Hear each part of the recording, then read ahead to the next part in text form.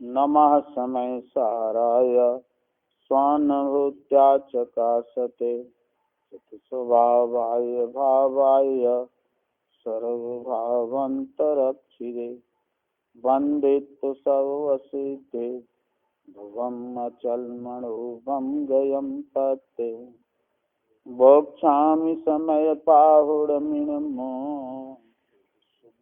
केवलीभणिदम् निज स्वरूप को परम रस जामे भरो अपार बंदों परमानंद में समय सारे अविकार कुंद कुंद मुनि चंद वर अमृत चंद मुनि आत्म रसी वनारसी बंदों पद अरविंद। श्रीमद् भगवत कुंद कुंद आचार्य देव द्वारा रचित समय सार जी परमागम के जीव जीव अधिकार में कल गाथा 68 चली थी। इसमें 50 से 55 गाथा में जो वर्णादि 29 भाव कहे थे उन्हीं को स्पष्ट करने के लिए 56 से 68 गाथा कही हैं। ये अंतिम 68 गाथा है और ये इस अधिकार की भी अंतिम गाथा है। इसमें 29 भावों में जो दो भेद किए थे वर्णादि और रागादि, तो रागादि में गुणस्थान आदि 20 भाव लिए गए थे। उनमें से यहाँ मूल गाथा में तो गुणस्थान लिया है। मूल गाथा में तो गुणस्थान को पुद्गल परिणाम सिद्ध किया है। उसी के अनुसार यहाँ टीकाकार ने 20 भावों को रागादि 20 भावों को पुद्गल के परिणाम सिद्ध किया है। मूल गाथा इस प्रकार है। मोहड़कम सुदया तु बणिया जेय में गुण ठाड़ा ते कहवंति जीवा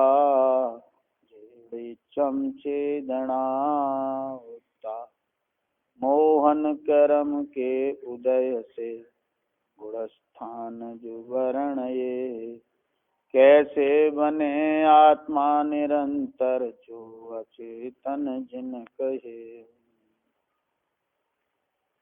अर्थ, जो ये गुणस्थान है वे मोह कर्म के उदय से होते हैं, ऐसा सर्वज्ञ के आगम में वर्णन किया है। वे जीव कैसे हो सकते हैं? नहीं हो सकते, क्योंकि इन्हें नित्य अचेतन कहा है। तात्पर्य वृत्ति में भी कहा है कि गुणस्थान जीव कैसे हो सकते हैं? किसी भी प्रकार से वे जीव नहीं हो सकते। टीका में आचार्य अमृतचंद देव कहते हैं कि जो ये मिथ्या दृष्टि आदि गुणस्थान है वे पुद्गल रूप जो मोह कर्म की प्रकृति के उदय पूर्वक होने से नित्य ही अचेतन है।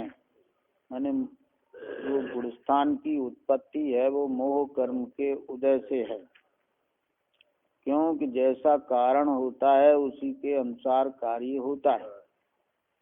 तो कारण तो उपादान के अनुसार कार्य होता है, निमित्त के अनुसार कार्य नहीं होता है। जैसे जो पूर्वक जो होते हैं वे जो ही हैं, इस न्याय से वे पुद्गल ही हैं, जीव नहीं।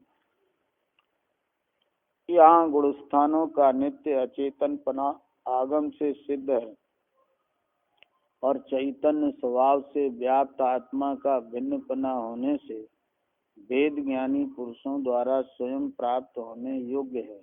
इस हेतु से यह सिद्ध होता है कि चैतन्य मात्र आत्मा के अनुभव से ये बाह्य हैं, अतः अचेतन ही हैं।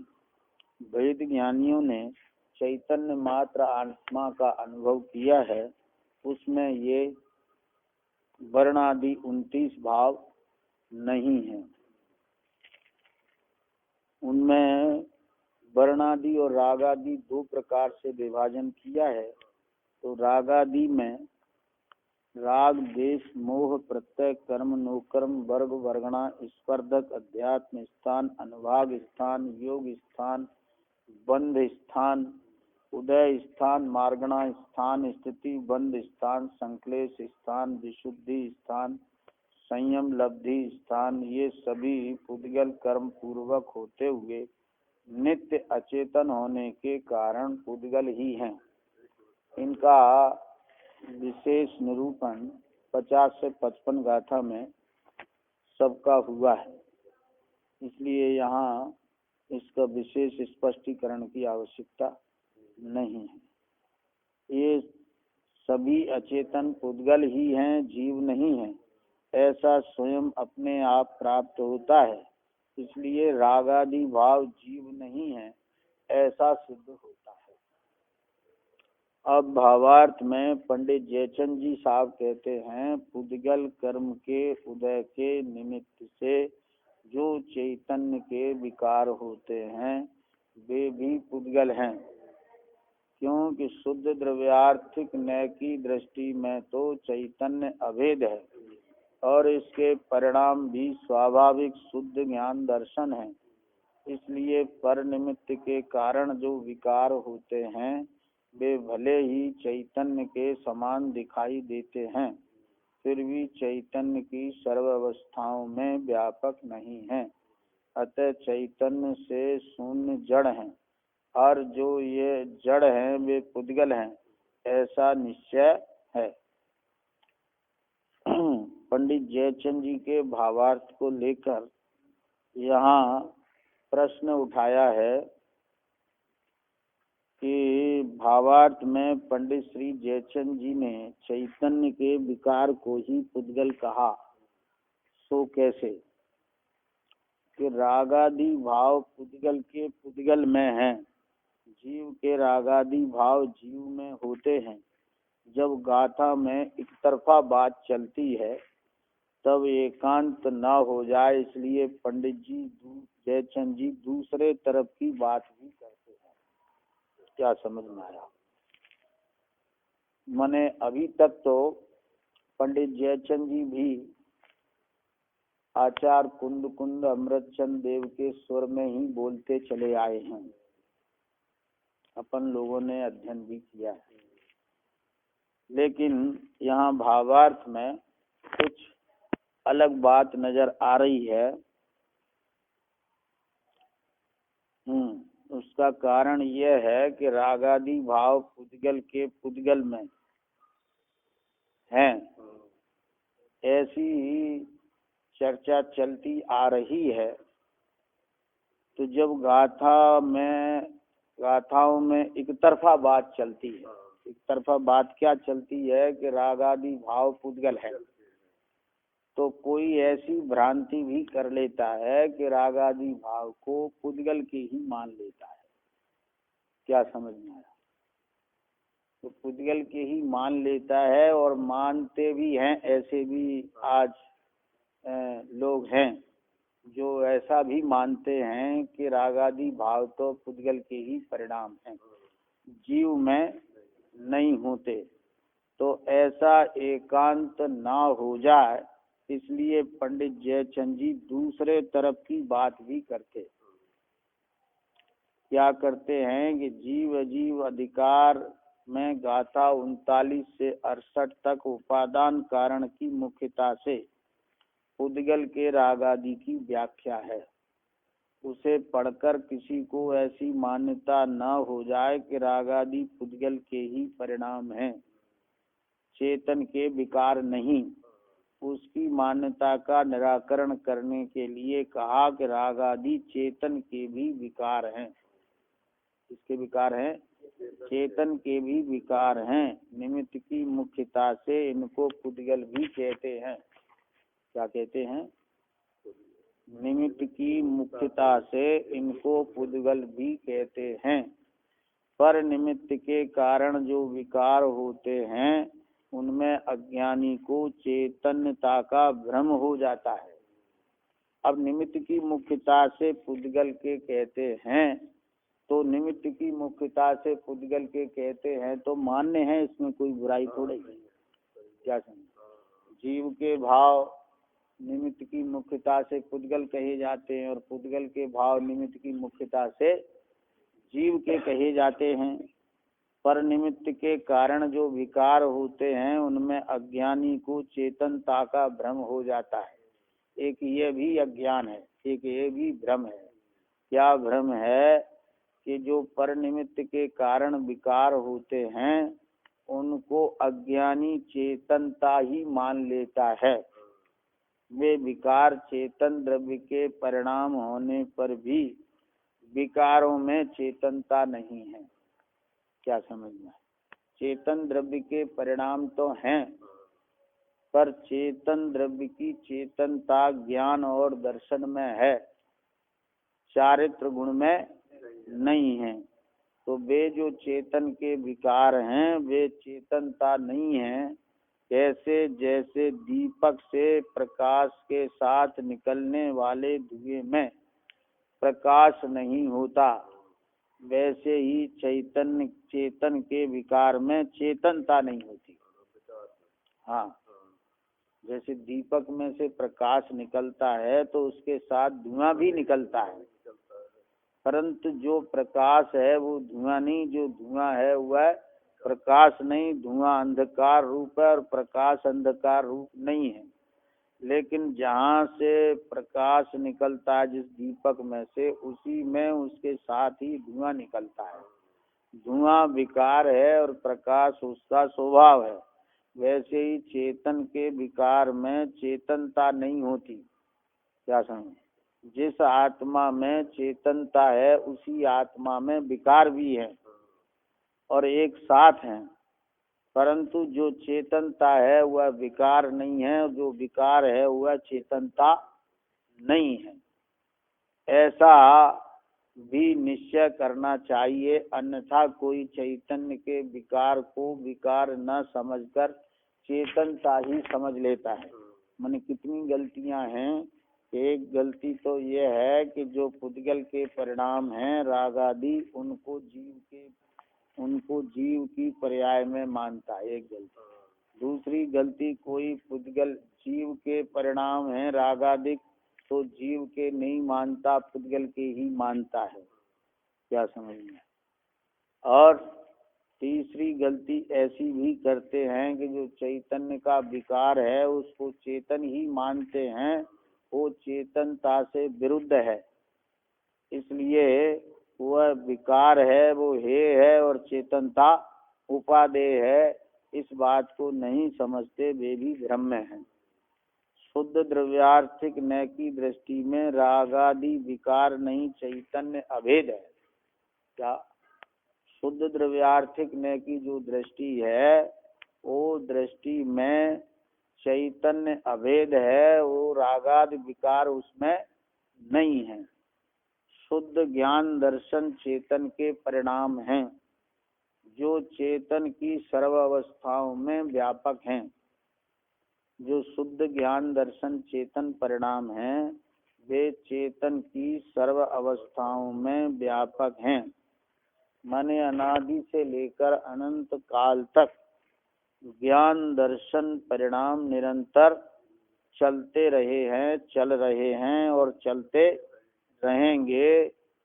वह हर अवस्थाओं में हैं, परंतु जो विकार है भले अनादि से है तो भी सर्व अवस्थाओं में व्यापक नहीं है। क्या समझ? सर्व अवस्थाओं में दो प्रकार से व्यापक नहीं है। दो प्रकार से कैसे? कि वे जो राग देश हैं वे जीव की चारित्र गुण की पर्याय में ही हैं, अन्य गुणों की पर्यायों में नहीं है। वे अनादि से हैं और अनंत काल तक नहीं रहने वाले हैं, इसलिए दो प्रकार से सर्व अवस्थाओं में व्यापक नहीं है। एक तो सर्व गुणों में व्यापक नहीं है और एक भूतकाल में है, वर्तमान में है और भविष्य में नहीं रहेंगे।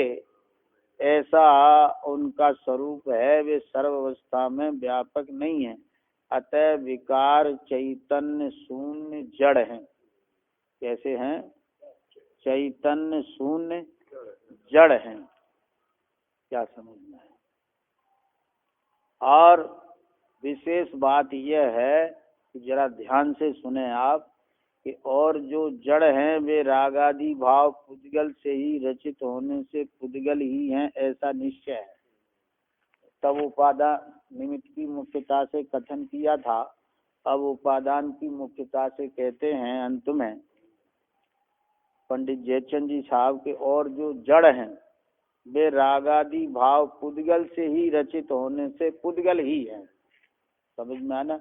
एक तो चेतन के विकार हैं रागादि, क्या? एक तो चेतन के विकार हैं रागादि, दूसरे जो जड़ हैं वे रागादि भाव पुद्गल से ही रचित होने से पुद्गल ही, ऐसा निश्चय है। समझ में आया ना? आप कहेंगे कि उन्होंने उनकी बात नहीं की, अंत में वही बात की है जो मूल गाथाओं में है। क्या? और जो जड़ हैं वे रागादि भाव पुद्गल से ही रचित होने से पुद्गल ही हैं। जो जड़ हैं वे पुद्गल हैं, ऐसा निश्चय है। क्या समझ में? और जो जड़ हैं और जो जड़ हैं, समझ गए ना? और शब्द ध्यान दो ना। हाँ हाँ, और जो जड़ हैं वे पुद्गल हैं, ऐसा निश्चय है। माने चेतन के विकार हैं, वे चेतन के स्वभाव नहीं हैं। क्या समझ में? इसलिए निमित्त की मुख्यता से उनको भी जड़ कहते हैं। लेकिन जो जड़ हैं, जो आत्मा से भिन्न हैं, वे पुद्गल हैं, ऐसा निश्चय है।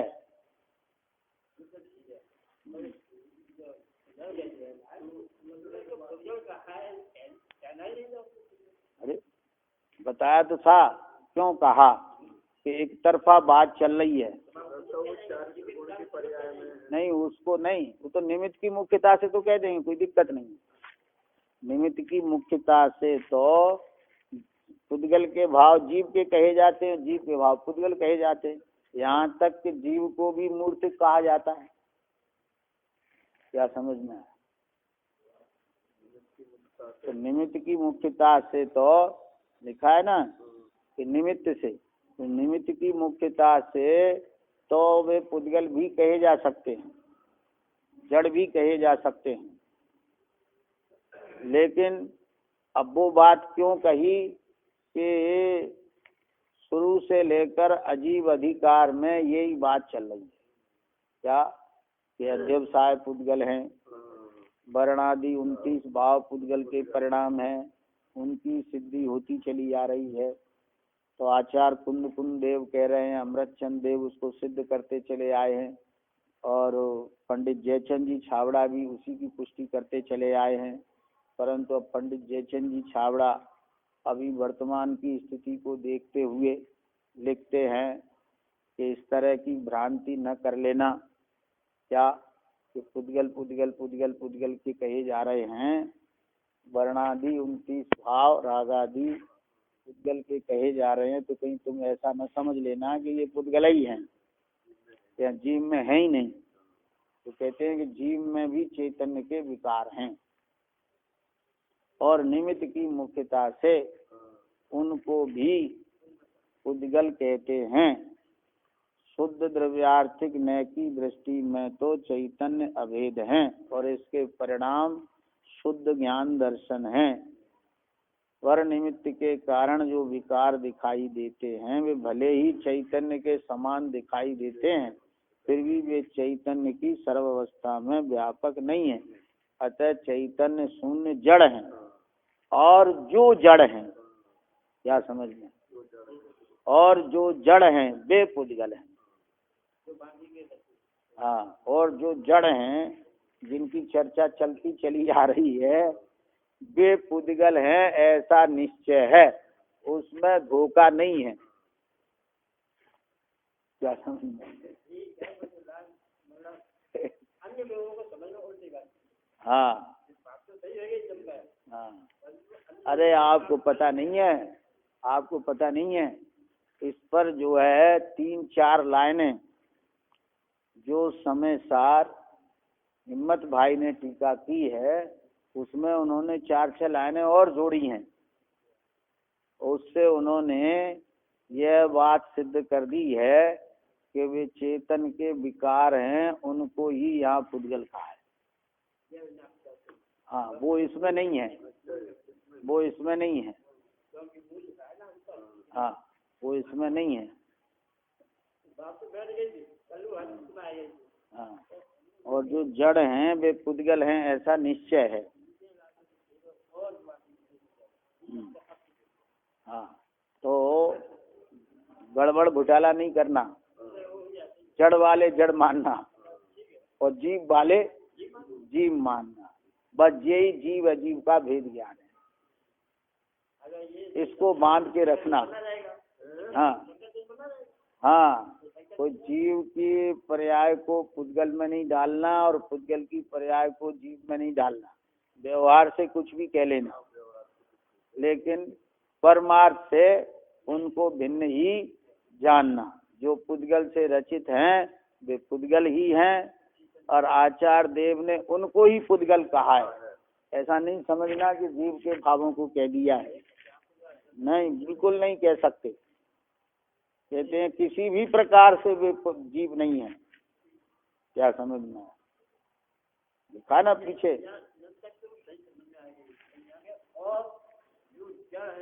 हाँ हाँ, वे पुद्गल हैं। हाँ, ऐसा निश्चय है। इस बात को अच्छी तरह समझ लेना। जीव को अजीव में नहीं मिलाना, अजीव को जीव में नहीं मिलाना, दोनों को पृथक पृथक देखना, यही इन गाथाओं का सार है।